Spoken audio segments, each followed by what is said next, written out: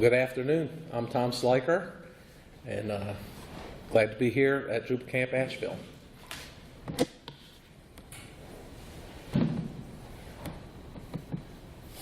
All right, so the internet continues to grow. Internet users in the last year grew by 10%. If you see it broken down, active social media users, 21% increase. So we're still growing at such a high rate. And the greatest growth, though, in the active mobile social users. So those are people that are active on their mobile devices and being social, like probably most of us here. Continues to grow, 30%. I want to say this too, my target audience is usually small business people that aren't necessarily technically astute, okay? So this is a little bit off my normal audience, but and I do want to kind of encourage people, if you have something to say or question or something not clear, I'd love to have your participation. But so this chart I like. It shows the kind of where people put their advertising money over the last 40 years or so, and you can see how in 1995, internet obviously went from 0 to where it is now, which is now crossed over television, television, and you can see the decline of things like newspapers and magazines and print. And so my target audience as a small business person is small businesses, many of which have spent a lot of money in these other areas that are now in decline. And so we're trying to help them guide how they can use the internet. We talked to marketing, not we talked to, but a survey of marketing spending, and this was a year ago, but basically they asked people, are you going to increase or decrease in these different areas? And so what you can see is the increase in budget is going to things like email marketing, social media marketing, display ads, mobile, etc. And so, and you see this decline in things like print, trade shows, radio, and television. Those things are very expensive, and you can't get nearly as targeted to your audience. This is kind of an aside, but it's interesting story on how the internet works. So, how small is the internet? So this was actually my son was searching for how to cast a shrimp net, and what he was surprised to find was a video of his sister that had been taken like 7 years earlier and posted on YouTube, where a friend of ours is explaining to her how to cast a shrimp net, and he did a great job. He showed her how to do it, and then she did it, and it was like a 6-minute video, and but when he searched how to cast a shrimp net, surprised to see his sister on there as number 2 video, and then that had 116,000 views on YouTube, right? So sometimes things you don't know what's going to hit out there or to what degree it will. But the fact is that video was put up there, and people have been using it to learn how to cast a shrimp net. Did she turn on monetization for YouTube? Yeah, no, I don't believe she has. And so small businesses were asked, is your online presence serving you well? It was the question. And about half of businesses said, no, it's not. And so what we do, this whole thing I'm calling Web Success, and really it's just a program that we've been using for our clients over the last 10 years. We want people to understand how they can be number 1 on Google, how they can dominate their local markets, sell online. And so we're trying to help people stay connected to their customers and also reach their next generation of customers. I got one client that's a store that's 110 years old, and they have, in a small town with 1 traffic light, and they have 13,000 followers on their Facebook page.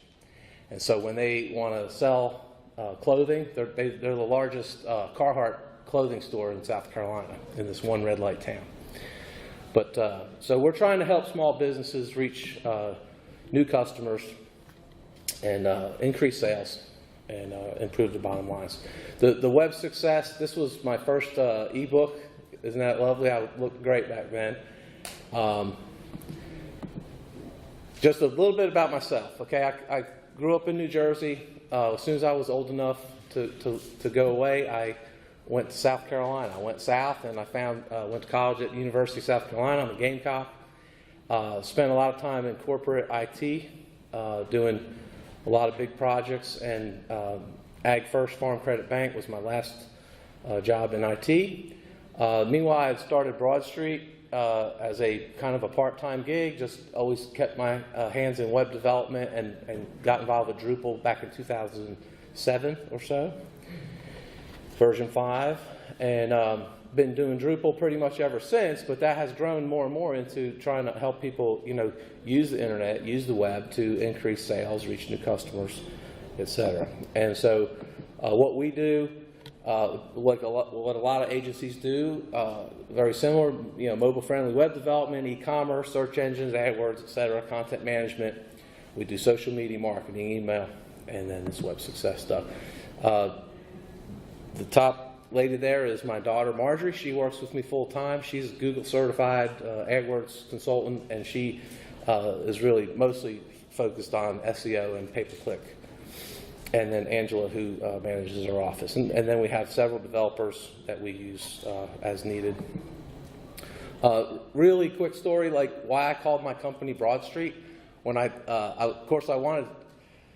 ended up with a domain that I'm not crazy about, broadstreetconsulting.net, because the ones I wanted. But the thing is, I really wanted to name my company Broad Street because when I was a kid, I grew up in this little town called Yardville, New Jersey, and there was this big street that went kind of through the middle of the town, and it was a very busy street with a lot of traffic, and so nobody was allowed to go across Broad Street. We could pretty much do anything we wanted on our bikes, go where we wanted, as long as we didn't cross Broad Street. And so Broad Street was kind of this, entry into unknown territory, if you know what I'm saying. And so what I see is, as I work with small businesses, it's a similar scenario where they know that the way they've been doing marketing and sales and advertising and things, it's not the future, but they're not sure what it is. And so Broad Street, our goal is to help them transform their business into an online entity that can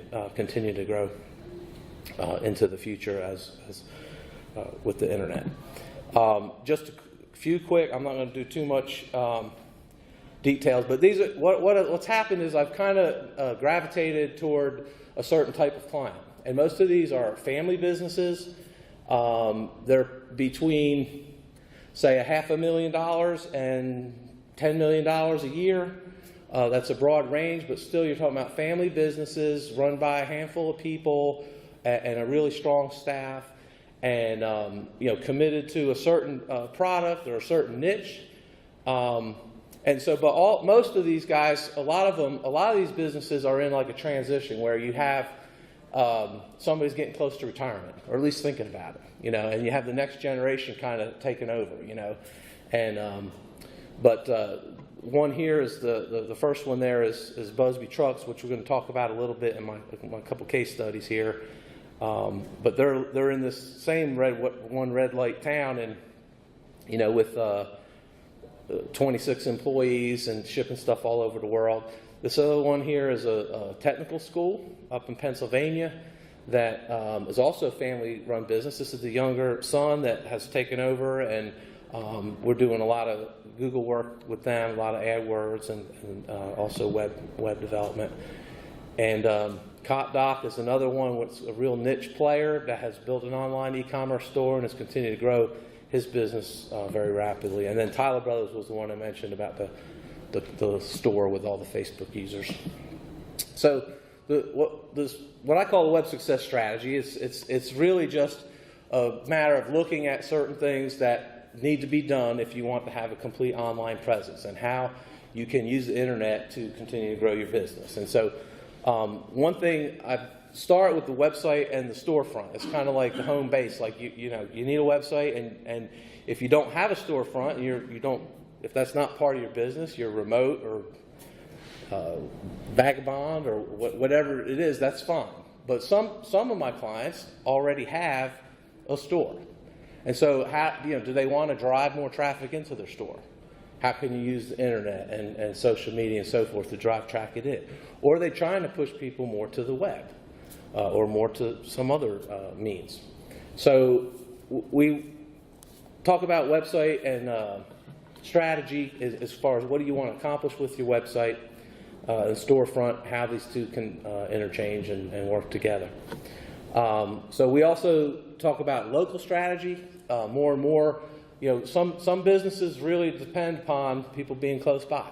If you're a dentist, you're probably going to be focused on people within a certain number of miles.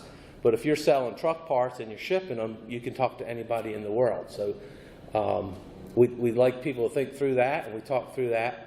E-commerce, how are we going to do e-commerce? And again, these are small businesses that for the most part haven't done it. Are we going to take credit cards online? Are we going to, there's a lot that goes on with doing e-commerce, whether it be inventory integration and so many other things. So thinking through where we're going in the short term and the long term for e-commerce, email marketing, content, and social. And then within the search, we break that down by SEO and pay-per-click. So that's kind of what we start with to talk to people and say, what do we want to do with your business? And the ones in the darker red there are and the blue ones together make up the 9. So this is another way of looking at it. And so, again, this might be, I feel sometimes with you all, I feel like you're more advanced in technology and living on the web than my typical clients. But the idea here is that people are out on the internet and they're looking for stuff. And where are they and what are they looking for? And so people are using things like Google and Bing and so forth, and these review sites, and people are out searching. And the idea is, how do we take those searchers and convert them to be followers? So we advocate content marketing, right? What are we writing about? What are we talking about on our website? Are we using social media? Are we talking about the things that are important to our customers? And the idea is to kind of get them from these random people searching on the internet to somebody who recognizes you, pays attention to you, maybe follows you, and then ultimately becomes a prospect and a customer. And so on the left side, we've got these things that we, basically the same items that we had listed on that other chart. But putting these products all together to accomplish this, which is ultimately to get new customers. One of the things about the internet, as compared to more traditional marketing, is how targeted you can be. And I saw this chart, and I had a couple people tell me they thought it was really interesting. But it kind of shows the breakdown of ages on these different social media platforms. And so, for example, if you look at Snapchat, almost half of Snapchat is age 24 or below. And if you look at age, let's say 71% or something like that is like age 34 and below. So that's where the young people are spending a lot of time. Versus, Facebook, you can see is kind of aging. Oops.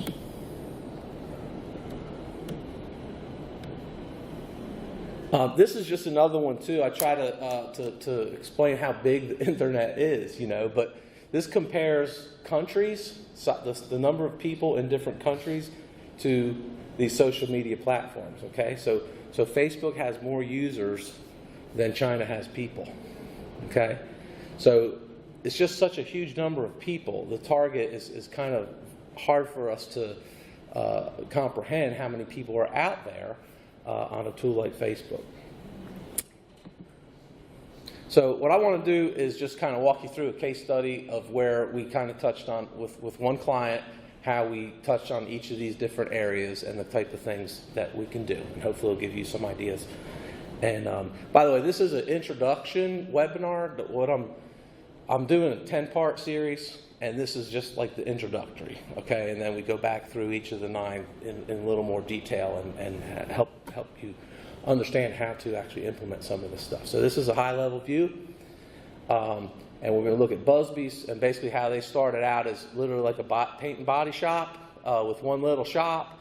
The local junkyard went out of business, and he bought a bunch of his old junk and started selling parts, and very quickly realized that you could sell an engine for an old Chevy, let's say for $1,000 or $800, but you could sell an engine for one of these diesel trucks for $8,000. And it's basically the same amount of work. And so what they've done is they've ended up with a little niche on these flat-nosed trucks. They're like Isuzu, NPR, Mitsubishi Fuso, UD, etc. And so they actually ship these parts all over the world. One of the things that I didn't realize, the way our economy works in the world economy, one thing is, America is a very wealthy country. We like new stuff, right? So we'll buy a truck and we'll run it for 300,000 miles and then we'll be ready for a new one. And people overseas are happy to get our trucks with 300,000 miles on them and get another 200,000 miles out of them. So anyway, there's a huge demand overseas for parts for some of these trucks.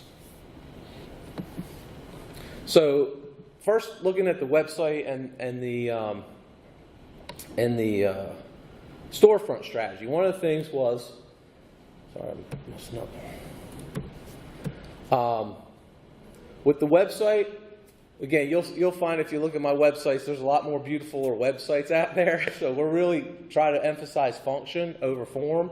It's really about people clicking on the right buttons and doing what we want them to do when they're on our website.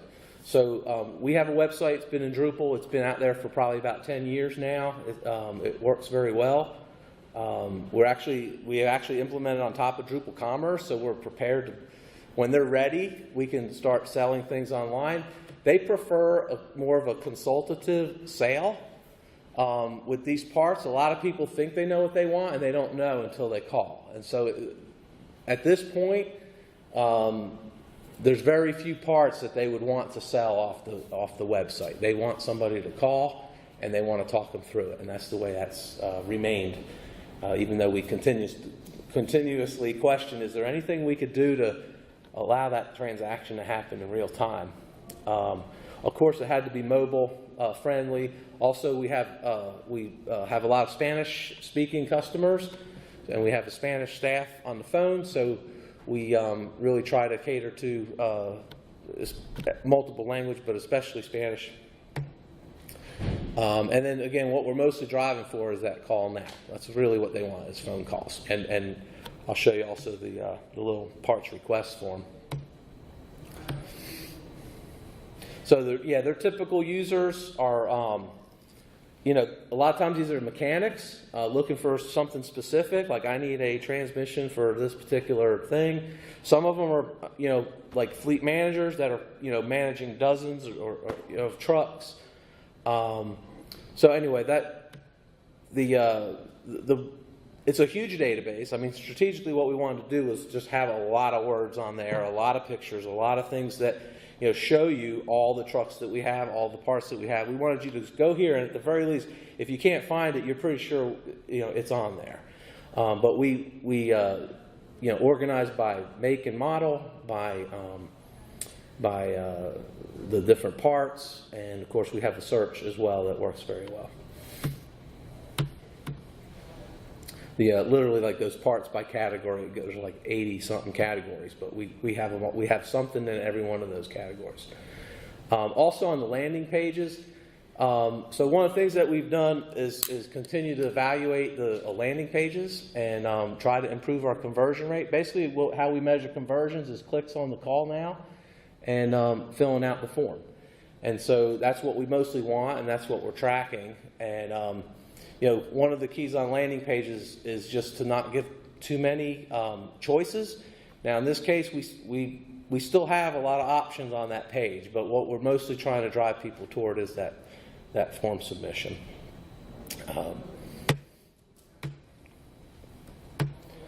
Email, we do have an email list that has been growing, on a monthly basis for all these years, and so we use Constant Contact for that, and he tries to get at least a quarterly email out. But again, everybody's different, so you never know how you're going to reach people, and so email is still an important factor in trying to get to clients. So we always try to have something to say. You are, I'm sure, familiar with the feedback you can get from Constant Contact. Also on the content, just having a presence on Google. A lot of small businesses don't realize that, you know, what I call their free web page that Google gives you, your Google My Business page. So many people I meet that own businesses that, you know, it still says claim this property or whatever, but, you know, they're missing an opportunity that, you know, Google's already going out and pretty much cataloged everything they think is a real business, and you have an opportunity to claim it and, you know, use that as a front door to your own web presence. And I don't know if you ever managed one of these, but you get really nice reports out of it that'll tell you how many people saw that ad, how many clicked on the call now button, how many asked for directions to your store. So there's a lot of good information there, and it's a missed opportunity for a lot of small businesses.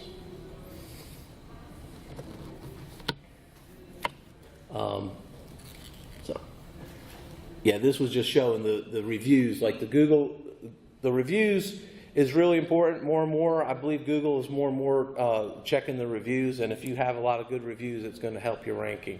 And so I always encourage people to encourage, you know, when you have a customer come in and say you did a great job, would you mind leaving me a Google review or leave something on Yelp?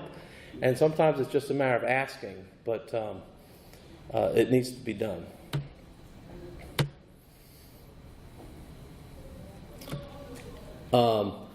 The other thing I wanted to talk about was the blog. So one of the things we started doing almost 10 years ago now was blogging. And at first you're kind of like, you know, especially an owner, somebody who lives in the world of diesel truck parts, it's like, what the heck are we going to blog about, you know? And so it took some time, but we just kind of insisted that we keep putting content on our site and talking about these parts and talking about what we do with the parts. And so what that evolved into was this blog that sometimes it's kind of just generic stuff about trucks and, you know, things that we can link back to from our email. But a lot of times it's really important stuff that isn't anywhere else on the internet. This is just one blog post, the one about the transmission fluid on a, you know, 2000 late model UD truck or whatever. It's like just something about, there's a certain kind of transmission fluid that, you know, people have problems with it, and before they do it, they Google and they find us. And so that's, you know, this is almost 30,000 people that came to our site just because they were looking for something and found that blog. And so we continue to try to produce content on a regular basis. And then the other thing is the YouTube. So, you know, it's the same idea on YouTube. We started making videos. There's certain things, like when you could be a great mechanic, but when you get one of these trucks, there's some really weird stuff. Like certain ones you can't find where you check the oil. It's like you have to, you know, do a lot of steps to find it. It's just weird things like that. And so they'll make a video on how to do something or how to do some engine work on some of these. And, you know, a lot of those, let's see, that's one's got 40,000, that one's got 110,000. So, you know, we just continue to try to create content and publish content. And now what we're doing on YouTube is we've created a number of YouTube ads, basically. And pretty much just, if you're looking for stuff on Isuzu, you know, these trucks, you'll probably, if you're watching a video about those, you'll probably see a Busby truck ad. Yeah? How long do you normally try to keep the videos to? How much? I think we're doing short, like 30 seconds. Maybe it might be a little bit longer than that, but we're trying to keep them short, really just to let people know who we are, and because they're already watching a video about this stuff, they're probably going to need some parts. So far we've only been doing short. We haven't done all that many, but mostly short.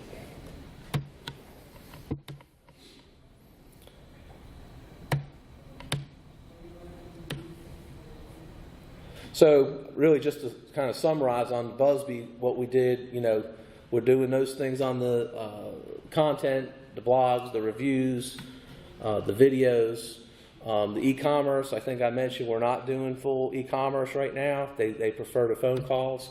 We've got the Constant Contact for email. Social, we do Twitter and Google Plus, a lot of people don't know this, but Google Plus really is a good thing to do, if for no other reason than Google likes you to do it. And so Google often rewards you for doing things on Google Plus, posting information. It's more inclined to raise your rankings if you do stuff on Google Plus. So, and then we heavily, on the SEO, search engine stuff, and we do a lot of Google AdWords as well. This is just, I've got, with this program I've got these documents where it's like basically just a strategy document, just trying to look at those 9 areas and take a few minutes and think about what do you want it to be. I think a lot of this is new to a lot of small businesses, and so trying to get them to just think strategically about what they're trying to accomplish. And then the way I'm doing this right now is I'm doing, like I said, it's a 10-part series. It's we're about halfway through it and doing one a week every Tuesday for the next 5 weeks. So anyway, that's my examples. I love to hear any ideas that you all have or any comments or questions. What are the implications of affiliate marketing in Drupal? I mean, and tying it to other businesses, so that, as an example with Busby, they get to the website or they watch a video and they realize they need transmission fluid and it's specialized. Is that? I think it's a possibility. We haven't really talked about that in a long time. We used to joke because some websites will actually sell AdWords on their site that end up being all their competitors, which that's leading them to your competitor in one respect. And others saying, well, they were probably going to leave us anyway, and we got 1/3 of our AdWords budget is coming back to us, or some fraction anyway. But yeah, the last time I don't know what the possibilities are. Again, what they're really trying to drive is those phone calls more than anything, and good form requests with the completed data. If they can get those, they can sell parts. The good news is that looks like something that won't compete against Amazon, that character of commerce. Yeah, I think it's a really tight niche, and it's the fact that it's used. He's a lot of his value is the fact that he can acquire all these trucks and process them in a timely manner. Yes, sir. How is the e-commerce on Drupal developing?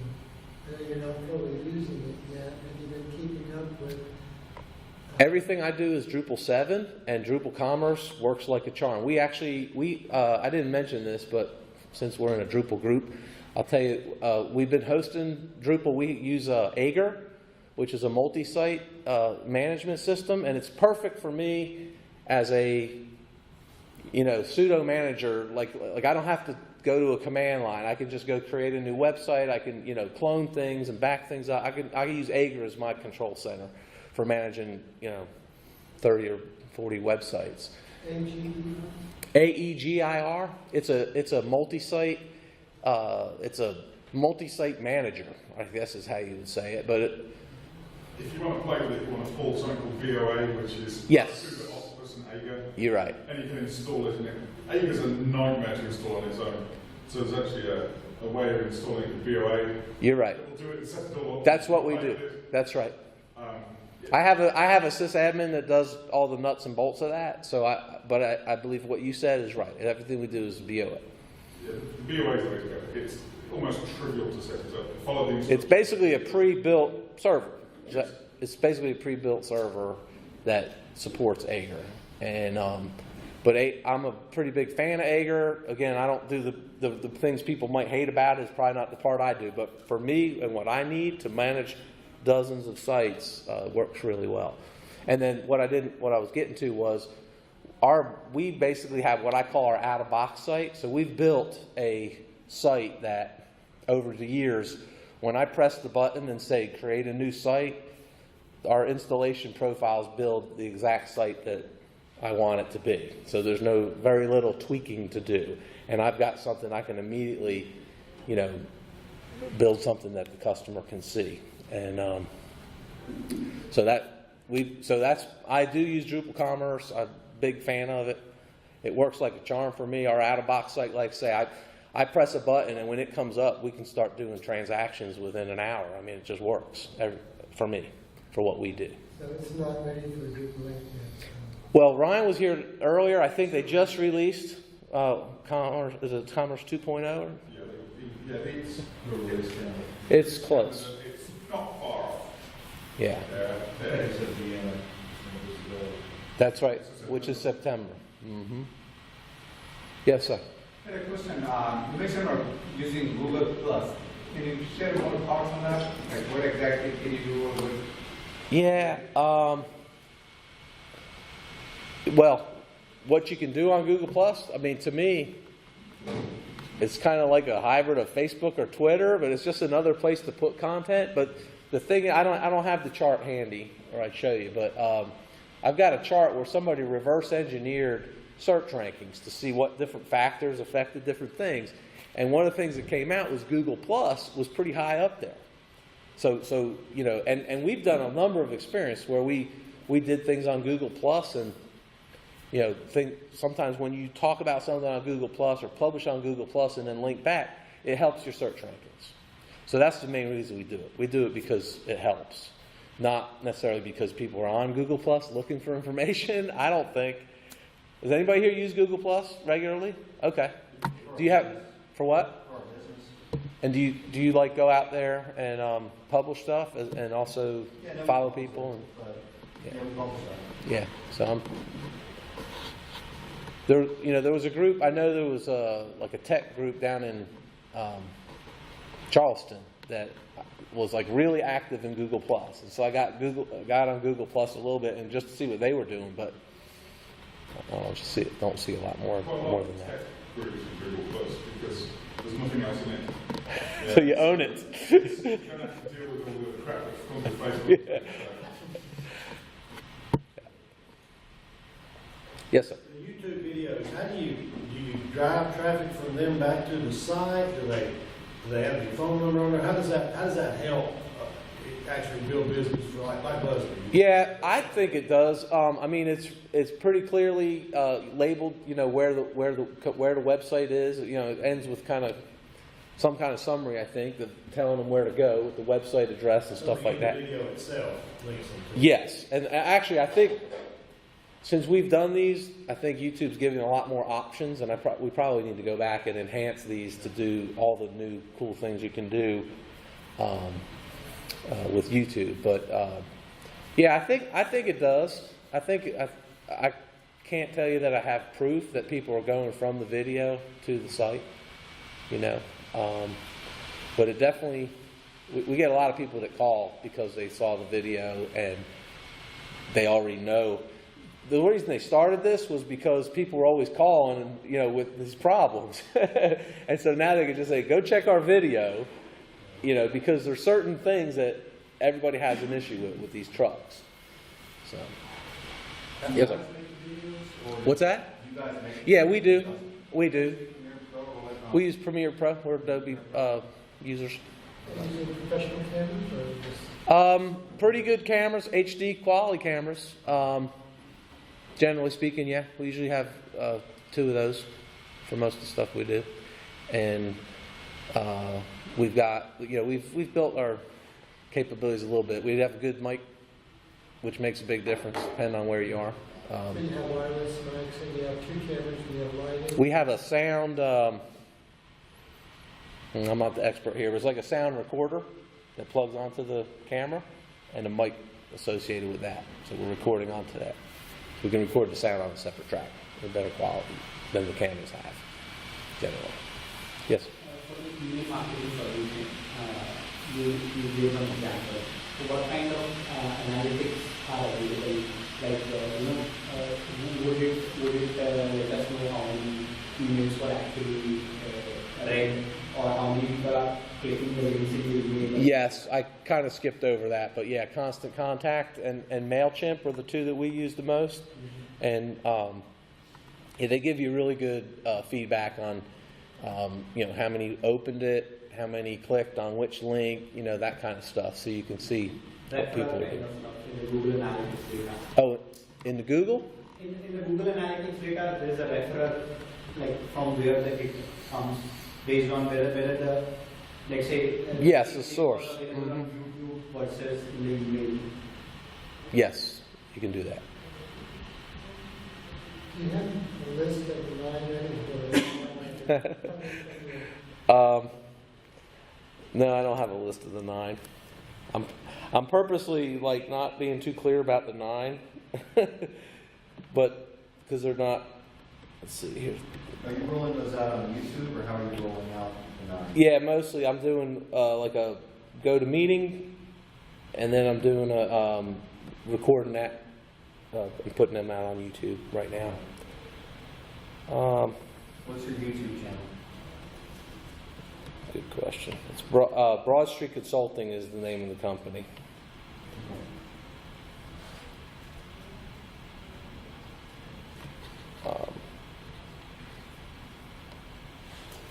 So for the Carhartt store, do they mainly go to market through Facebook ads, or how did you get as you said, a one-stop like town to be the largest retailer of Carhartt in South Carolina? I think Facebook was a big part of it. They kind of adopted early on.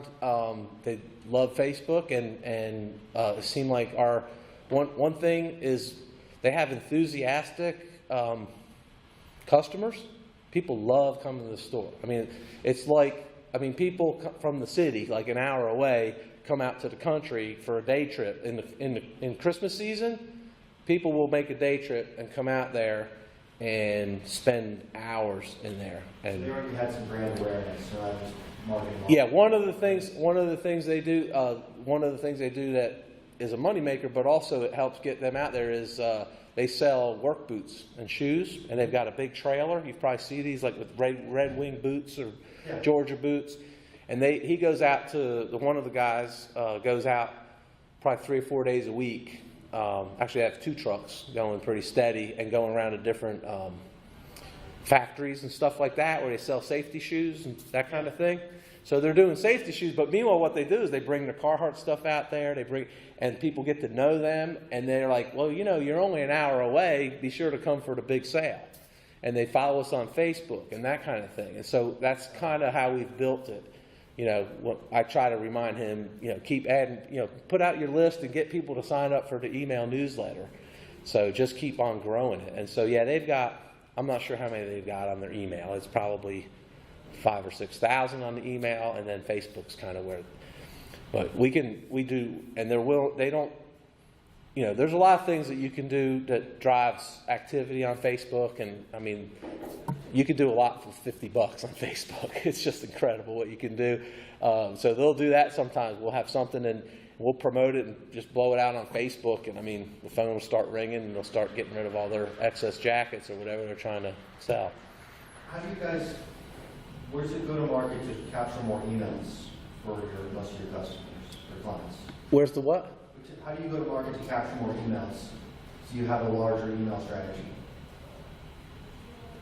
I can rephrase that. Yeah, I'm trying to get the go-to-market part. So He's saying, where do you get the email addresses themselves? Where do you get your list? Yeah, like how do you Yeah. advise your clients? How do you to get more email addresses? So right now, I mean, as much as first of all, orders, right? So orders, contacts through the day, anything comes through the Drupal side, for sure, that's going to go in. We do have, our standard package in the past did not do this, but our new latest version of our out-of-the-box site now automatically, sends it to either Constant Contact or MailChimp, so we don't have that double entry that we've had in the past. But also, we try to get them to do things in the store. I mean, definitely anybody that comes in that store probably has an email address, and so that's not the best quality. Usually don't have to get great quality with people writing these long email addresses. So that's about probably the best answer I have is just, keep going. Any other system, every once in a while I find out that, they have this other system where they're collecting email addresses or whatever. We need to bring those in and have a process to keep our list growing. Have you worked with clients outside US?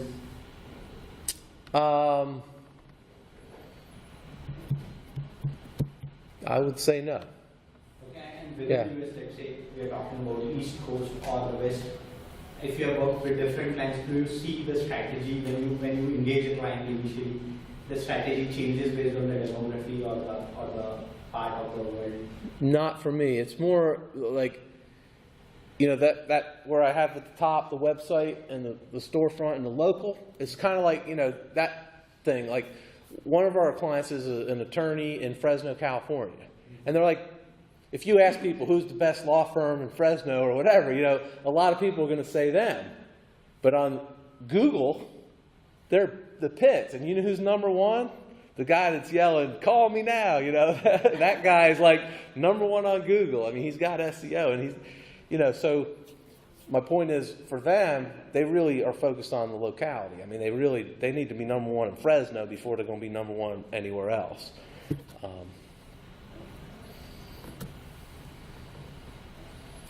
All right. Well, thank you all very much. Enjoyed it.